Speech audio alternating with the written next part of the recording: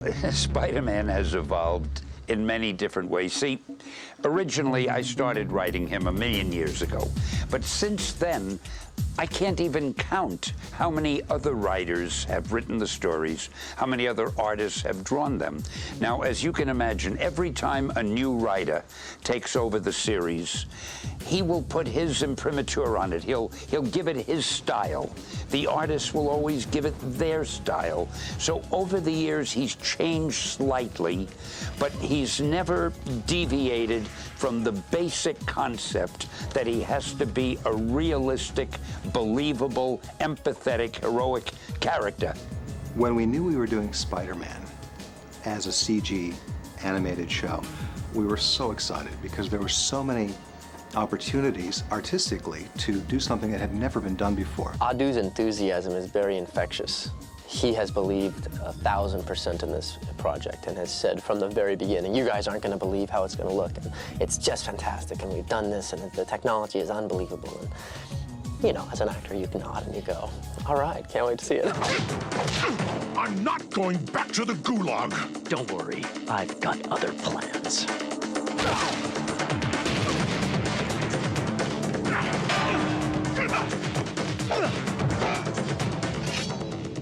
You've changed, Spider-Man. I love the artwork, I love the acting, I love all the subtle things, the way the body language, the way the characters react when they're being spoken to, the way they speak. It's just, to me, everything that an adventure animated series should be. Never underestimate the superhero. Oops. That never happens. Prior to Spider-Man, I actually had 2 other series that were also computer animated.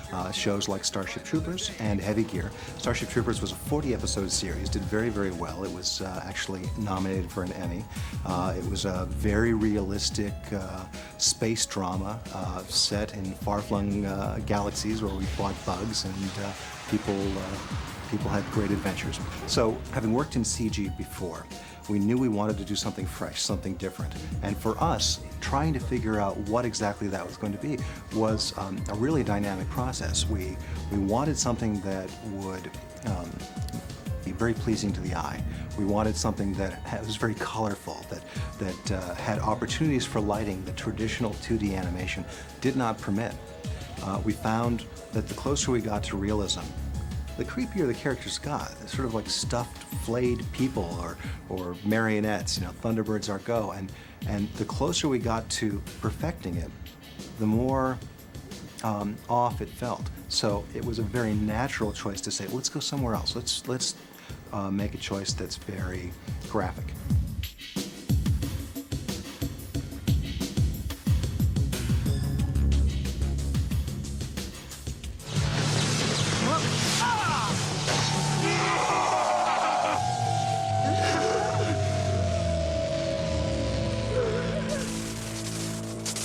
Our natural first choice was right in front of us.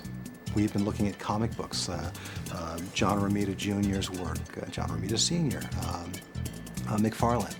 A number of great artists have supported the Spider-Man stories over the years, and for us, one of the first steps was just to put all that stuff in front of us and see what we reacted well to, see what we liked.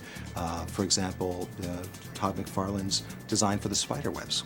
Beautiful. I love that sort of knotted spaghetti look, and we tried to emulate that as we made choices for our series.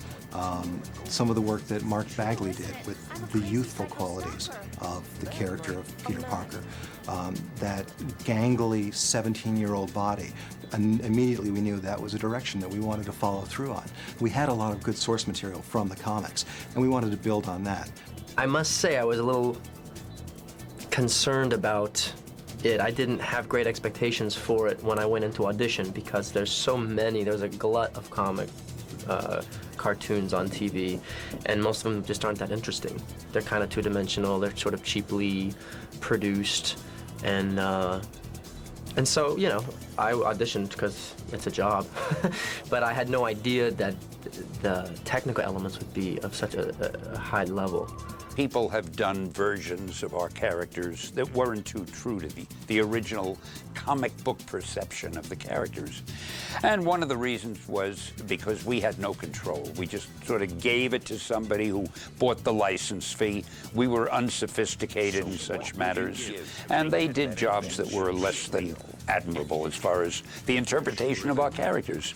We are so fortunate now. I really have made it a point not to butt in as long as we have the best possible people doing the project. I had such confidence in the people who were working on the show, and after seeing the show, they more than exceeded my confidence.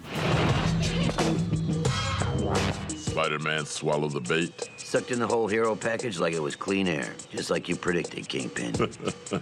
Poor little Spider-Man can't get no respect. What a rube. When they were working on the feature film Spider-Man, the Sam Raimi film, we got the contract at Sony to develop an animated TV series as well. So I began working at that point with one of the creative executives at Sony. We started gathering art and reference, and at that point they brought in Brian Michael Bendis, who is a writer who works on Ultimate Spider-Man. Really nice guy, and he's really, really proud of what we've accomplished on the series. He did a pilot script. This pilot script was very edgy, it was very different, it was very much based on the work that he had been doing in his Marvel comic. And with that script and with some of the art that I and my team were starting to develop, we shopped the show around, and MTV said, this is great, this is what we want. So in the fall of 2001, we shook hands with MTV and began in earnest.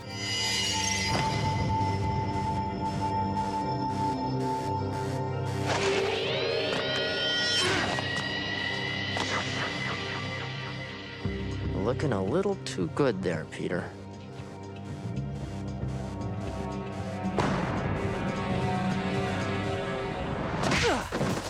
After we made the decision to make it a computer animated show, we needed to find out which studio could work with us on the show. There are a number of studios all over the world that were very interested. Spider-Man's a very popular character, and we set up basically an open audition for studios. We wanted to know that the studio had the aesthetic ability and the technical ability to pull off what we wanted in our art direction. What we were looking for was this toon-styled line where the exterior perimeter of the character would have a line around it, and that line needed to be something that we as storytellers could control very carefully. We needed to be able to control the color of the line, we needed to control the line thickness, the line weight, so that as a character's hand came closer to camera or farther away, for example, it would not clot up and just become the line itself. It needed to look like an illustration. And that may sound easy, but it was actually a very difficult technological achievement to pull that off. And the studio that won the contract, hands down, was Mainframe, which works out of Vancouver, Canada. Mainframe is famous for doing Reboot, which was one of the first computer animated shows that ever was on the air. They have an extraordinary team up there. They have people who have been doing keyframe animation for CG for almost 10 years, and they've really protected their talent pool. And the subtlety of the performance and acting that we have in our series is in many ways a tribute to the skill of those animators that are working on the series up there. And here I thought you weren't paying attention. No, I pay plenty of attention. You do? So simultaneous to working with Mainframe on initial technological research and development issues, we started working on scripts and stories. We started to develop premises that were acceptable to our client MTV, as well as to Marvel, as well as to Sony. We hired writers and story editors who would polish these stories and develop them up. And as those stories started to define themselves, we were able to do more illustrations to support those stories. Who are these extra characters? Who's this bad guy? What does Electro look like? What can we do that is unlike anything that has been done before? I've been reading a lot of Spider-Man comics since I've done this, because I have to talk about it all the time, you see. And it's great. It's a great dynamic to have a teenage character that's a superhero. No, that's okay. Maybe you'd like to sit behind the desk. Just let me know. I certainly have nothing better to do in my own office. Sorry, Mr. Jamerson, I've got to go. Parker, get back here. I'm not done throwing you out. The writing process for a show like Spider-Man is very dynamic. There's a number of people that are involved. Primarily, our executive producer, Morgan Gendel. They brought me in. I read a few of the scripts. I thought, Yeah, I could have fun doing this. I hadn't been involved with animation before, but I came in and basically looked at a few of the scripts that had already been written, saw what was needed, started some new stories in development, and got things rocking and rolling. Morgan has this extraordinary experience in television. He'd come off of shows like Law and Order, Nash Bridges, VIP, and he'd actually never done animation before. So for him, it was like a kid in a candy store. Oh, you mean I can do that? You know, I can actually have them fly through the buildings and, you know, crash through windows and so forth. This expanded his capacity as a storyteller. So he was thrilled. He had a lot of energy from the very beginning. Well, one of the first things they said to me was, if you can do it in live action, then don't bother doing it in animation. Meaning, we do things a lot, different isn't quite the word, but you can bend reality a little more than in live action. You don't have to adhere to some of the rules you do in live action. He would participate with us at not only as a writer, but also he would come to the recordings, and he would join me later in the process to sit through and flip through storyboards and offer constructive comments on how to direct the shows and how to craft the storytelling. The great thing today, both with Audu, the way he runs things, and using the internet, I would get probably about 15 emails every day with JPEG files showing me rough sketches. Here's 10 rough sketches of possible gadgets. And I say, well, I like these couple. And they come back, here they are refined. And here they are colors. Every step of the way, I really had input. I mean, it's not to take away anything from the creative people who do the creative job, but I at least could make sure when I thought of the story idea, or in conjunction with the writers, when we thought of stories and beat them out into outlines and wrote them as scripts, is this what we were picturing to tell that story? MJ, deep down inside me, I'm afraid there's a big, boring nothing. I don't know what else I can tell you, except for the coolest secret stuff about me, which I can never share with you. Like this. We also had to cast. We had to find voice actors who could bring our characters to life. We had over 200 actors audition for the key roles in our pilot episode. There were people from television, from film, from with extraordinary experience, and they were all very excited about the project, and very tough choice. I did a couple episodes of the Justice League and other series, and I thought it's just a great discipline to use just your vocal inflection to try and make a character work. And so I've been auditioning for all sorts of stuff, done a lot of books on tape, Beverly Cleary's books I do, Henry Huggins and all those, and as Spider-Man came around, I auditioned for it and ended up getting it. I didn't even expect to get it, but it worked out real well. Who are you, and what have you done with Harry Osborn? If you keep acting like a jerk, I'm not gonna let you meet her tomorrow night. I thought I'd make dinner for the four of us. You? Cook? Yeah. Well, as in preparing food for human consumption by means of heat? Just shut up and be ready at 7. Neil Patrick Harris is so much fun to work with. He really knew who this character was, and he doesn't need much direction. He'll just sort of reach into himself and he'll give it to you right on the first take. So then you use the computer, you bring up Jane Perkins' face, you bring up Silver Sable's face, you merge the two, boom. Jane Perkins is Silver Sable. Jane Perkins is Silver Sable. But if she's been masquerading as the mayor's aide, she'd have had plenty of chances to kill him. She's after someone else. Neil, thank you. You've been wonderful today. You were really terrific. Really? I thought that I totally screwed up that college dorm scene. You'd never know. I didn't think you'd show. I mean, it meant so much to me, and then I thought, why was I obsessing over whether or not you saw me? Lisa has this extraordinary subtlety to her performance of MJ that I'm just really a big fan of. It was a very important role to cast. We needed to make sure we had somebody that had extraordinary capacity to control their instrument, in this case their voice, to create performances that would break your heart or thrill you. And at the same time, we needed a voice that was unique. We needed something that was unlike the voices you would typically hear in a television series, especially an animated series. And Lisa, being a singer, has this very personal quality to her voice. There's no one else quite like her. Petey, I don't care if you go out with Indy. How'd you know it's her? It's written all over your face. I-N-D-Y. Hey, I broke up with you too. How come you never write on my face? One of the great challenges to being a voice actor for animation is being in the moment. And the challenge is that you're really in a room with microphones in front of you, often other actors around you, a music stand in front of you with pages of script, and sometimes they're not the same pages that you received the night before and you actually studied and rehearsed. You're basically kind of reading live off of the page, but you've got to be able to imagine that you are falling off the side of a building, that you are swinging through the city, that you are about to be kissed by a man in a spandex suit who's dangling upside down from the side of a building.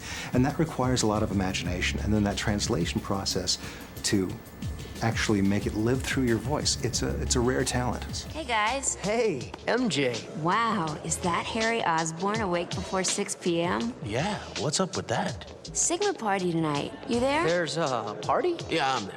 You? Oh, yeah, I'm definitely party deprived. There's a party? So then we have a radio plate. This is the tool that allows the storyboard artist to proceed with creating a visual performance that's sometimes up to 2,000 to 2,500 panels that basically defines what the film will be. Anytime there's a change, anytime there's a transition in story, somebody moves, somebody reaches, picks something up, somebody speaks, somebody has a change in their motivation, in a performance, it has to be drawn. It has to be created as a blueprint that the animators can then follow faithfully. Harry's bedroom and Peter's very small junior bedroom usually takes about 100 to 120 man days to create a storyboard. We then scan it into the computer and we create what's called an animatic, which is a black and white 2D video of what the whole cartoon will look like when it's finished. And at that point, the animators at Mainframe will take 2 to 3 weeks to kind of work in a very small group of 2 or 3 to sort of rough out the show. Then when they're ready, a larger animation team becomes available to them. Suddenly 10 to 12 people are working for them to take their rough animation and expand it out and give it life and to really kind of breathe a human side into it. There's always room for improvement. This is where we have faith that the people who follow us in our storytelling understand the big picture. They understand our goals for the tone and the mood for the piece. And often you'll find the animators are adding small moments, a blink, a lift of an eyebrow, that are so honest and they're so real that it blows you away when you get the footage back. As thrilling as it is to see the action and the movement of the characters, it's even more thrilling to me to see the way these characters emote. They're cartoon characters. Somebody is sitting down at a keyboard and making their lips or nose or eyebrows move or whatever, and they do it, they emote. They're funny, they roll their eyes, they're sarcastic, they're sad, they're happy. That is fabulous, to be able to take these computer-generated images and bring them to life. Don't you remember? You smiled at me, you cared. No one ever cared before. No, it's not like you think. You do care for me, don't you, Sally? Don't you? During the process of animation, we receive work-in-progress tapes, 5 of them, where we have our 2D animatic mixed with a half-finished animation, mixed with a couple of shots that are actually completed or actually finished.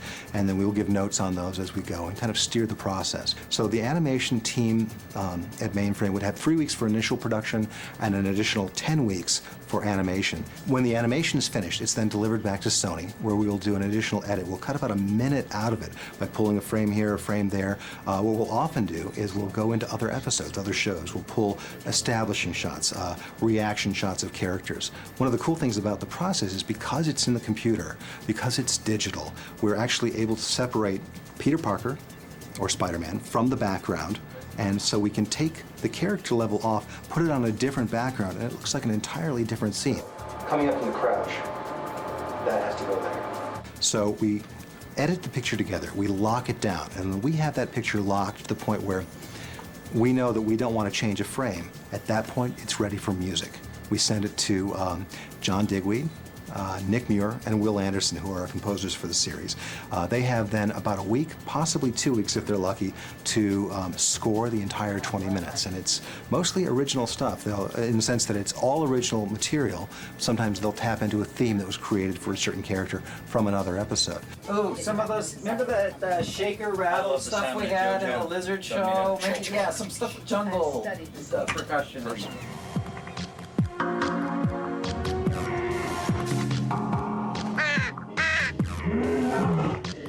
odd hobby.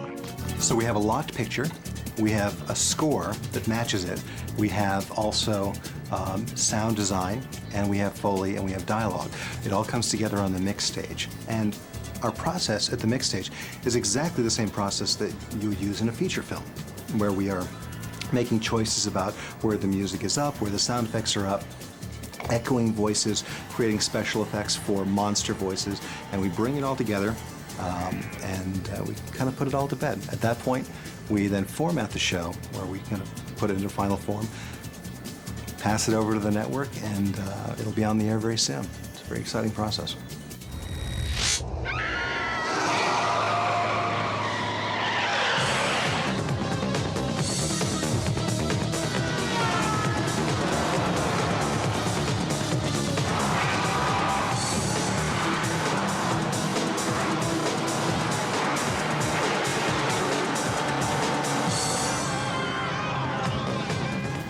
The other dynamic to it all is we do have 13 episodes. They're going simultaneously. It's an assembly line.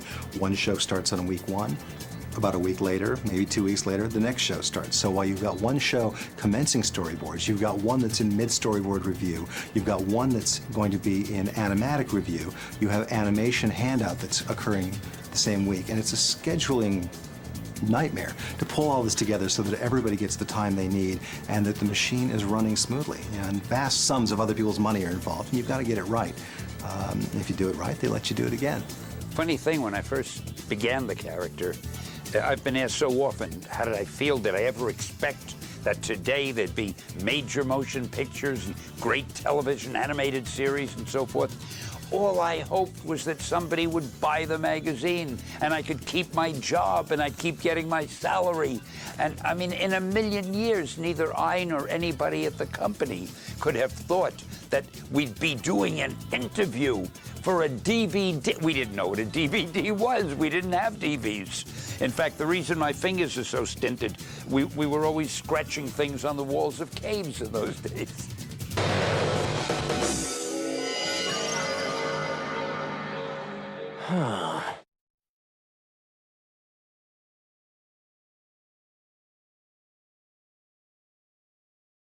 When we start, the biggest basis for us is the read. So the dialogue read is key. From the boards, we'll listen to the dialogue that we'll get from the directors.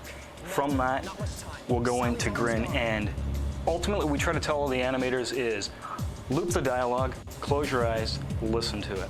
So what I've done here is actually loaded in the dialogue for the specific section that we're going to use. I'm just going to play it quickly for you. Sorry I bothered you. Now from this, the big thing that we tell them is they should invoke a response from you. It's not a flat read. Now you can see that MJ's going, I'm sorry I bothered you. Without looking at the storyboards and just hearing the audio, I can tell that she's obviously feeling empathy. She's very sad for this, and I naturally want to drop my shoulders and bow my head. I'm feeling meek, and I want forgiveness from this. Once we've got all our shapes defined, we're getting, if you look at the bottom here, what we're dealing with is an F-curve window. Now these are default shapes. We suggest to our animators that you don't actually use these. These are essentially a match from what we get from our TD department and our software department who set up the shapes. Now looking through sort of our S shape here, I'm like, well, I know that she's gonna come through this and she's gonna need a little more pursed mouth. So if you notice in the F-curves, as I'm adjusting the sliders, I can adjust my default shape to what I'm getting. Next thing you'll do, we'll go through and drop in a jaw pass. Once we do the jaw, we'll go in next into corners of the mouth, happy, sad, to give us the expression through the mouth. The last pass that we do is eyes.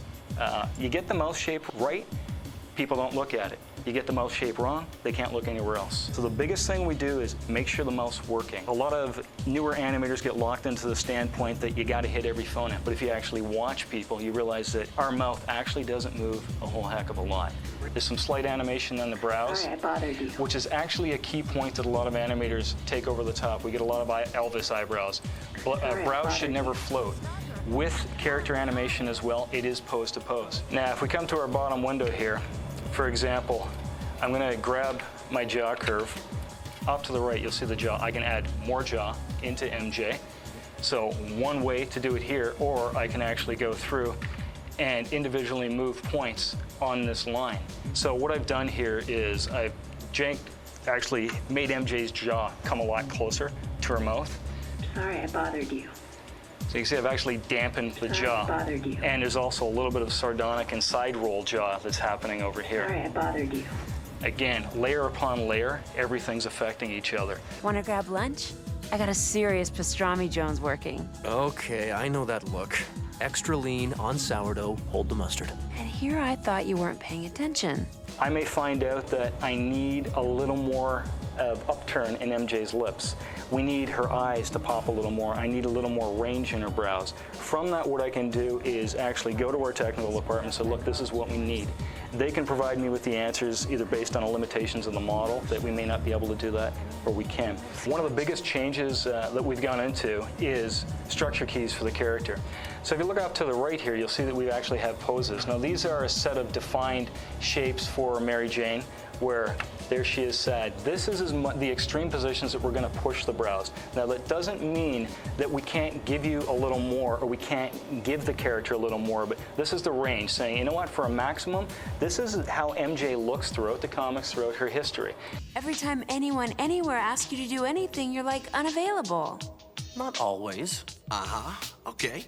Hey, Pete, there's a party tonight at the Sigmas. Want to come? It's critical that we realize when we're in Grin, A, it is animation. It's not some mystical, magical little program that's going to do wonders for us. It still needs that creativity and input from the animator. It needs that whole creative process. So I begged the Bugle to give me an actual job, not just the freelance stuff. What'd they say? They told me McDonald's is hiring all shifts. Dude, all the fries you can eat. You don't even need to supersize. So this is the hardware test before we go to final rendering. What the low res allows us to do is take a look at if we're getting the shapes through in Grin. So it's a chance to look at the Grin file on the character from the specified camera angle in motion. It is a dress rehearsal, and if the rehearsal is successful, we go to final rendering. But you were the one who made me feel like I was more than I ever thought I could be. MJ, I just can't do this. I'm sorry I bothered you.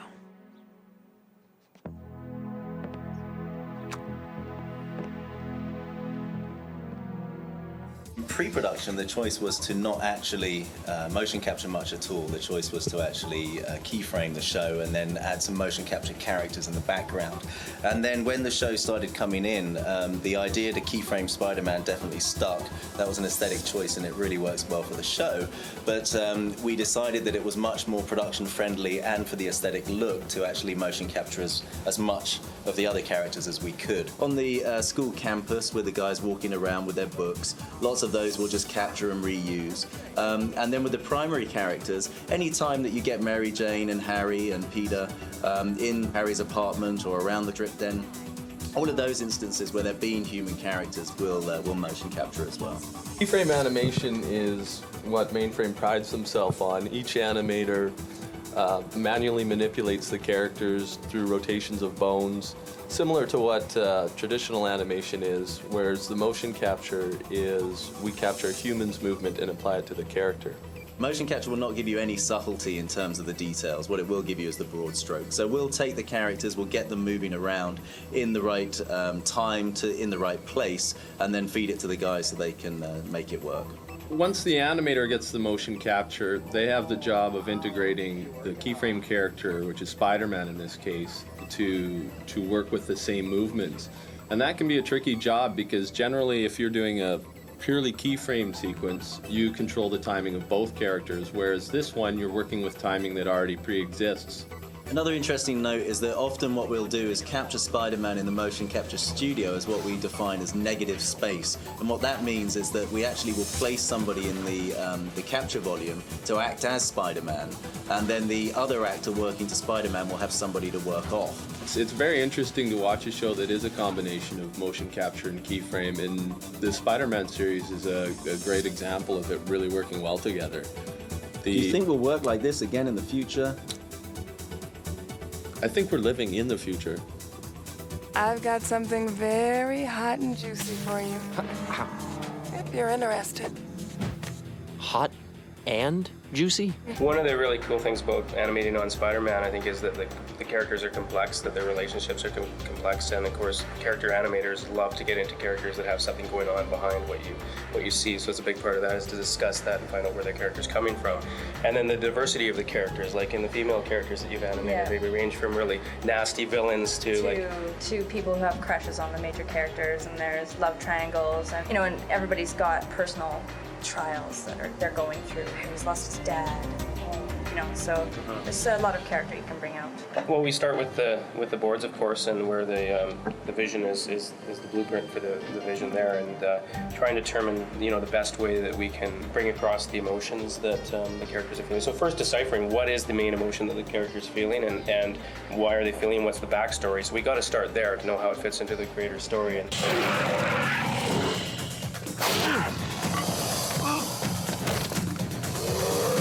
Scaly, know where I can get a little tail? With action sequences, they're fairly complicated. If there's a lot of interaction, a lot of changing of center of gravity. Usually with Spider-Man, since he's so flexible, so extreme, he does a lot of things like handsprings and grabbing poles and swinging from webs. So the center of gravity seems to change a lot. Spider-Man's, he's a kind of a dream for an action animator to work on, because he goes to extremes, and of course that's what animation is about, is hitting extremes. So, the fact that he's not expected to be human, he's expected to be superhuman, gives these guys license to really push things. And it is a cartoon, so you get away with things. I mean, you push them, you can snap them, you stretch them to the extreme. Physics and inertia are important, but you can get away with a lot of things like really quick movements, really hard landings. Seriously, ow! A single shot could take as much as a week to a week and a half. We've had up to, whereas other shots might be as simple as you get 3 or 4 shots done in a day. So it's really a massive range. But for the complex shots, the key is to start with the basic blocking. Then you definitely use broad strokes, and you do something we call a Gumby animation, with this like stick people kind of walking, very stiff animation to get the major movements down. Then we make sure it's working for the camera. We make sure it's working in the sequence. There's no point working in the finer details of the shot if we find out that the general gist of it is wrong. So we try and work it up in stages, because otherwise the animators can invest a lot of time and have it just thrown out the window. NYPD's gonna be pursuing you. You won't get to the mayor. How'd you track me? You have a thing for 30mm carbine tracers. The voice acting determines the quality of the performance that the animator is going to be able to give you, it's a lot of it comes from us. If the shot is a talking head, a close-up of a person, you don't animate the whole body. You just start with the sound file, and you do the lip syncing and the expression on the eyebrows, and then phone it in from the suite, which is over there, into this room, which is the Avid. And then the director or the supervisor will answer, and they'll take a test, which I don't know how to do because I don't work in here. Ready. Go! Sometimes an animator will send you something that is almost bang on from the beginning.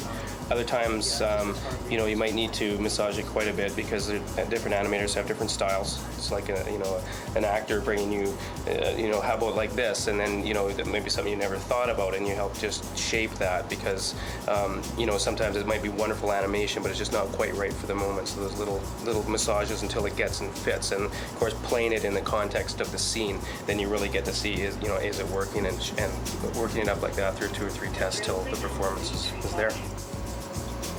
So, what's your deal? Bit by a radioactive light bulb? We'll get them to come in. We'll actually just go through it on the Avid, and it's really handy that we can be right here in no time, seeing how it fits into the cut. We can just, we call it scrub through the shot, basically just going through kind of frame by frame to diagnose the places that are working, the places that need work.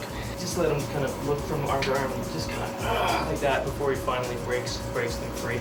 A lot of the cuts are really quick. I mean, you'll have, less than a second of a cut of a shot, and you don't really have a lot of time to see the transition between poses. So hitting a strong pose is probably one of the most important things in an action sequence.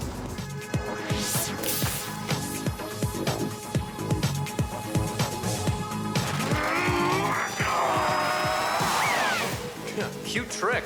Where were you when we had an energy crisis? After we get it approved, the lighting starts, and it's much like lighting in the real world, except for the computer can do impossible things. We can tell a light not to affect a certain scene object or a certain character or a certain part of a character. So You can do kind of impossible things as well as, but the major theories are the same as film. And at that point, that's when we start doing higher res still images just to show the Avid where the major light will be coming from. It can take a while with a complex scene to get it lit properly. A high res image of a more complex scene might take 10 minutes a frame, up to, I think, 30 minutes is our sort of limit that we give things.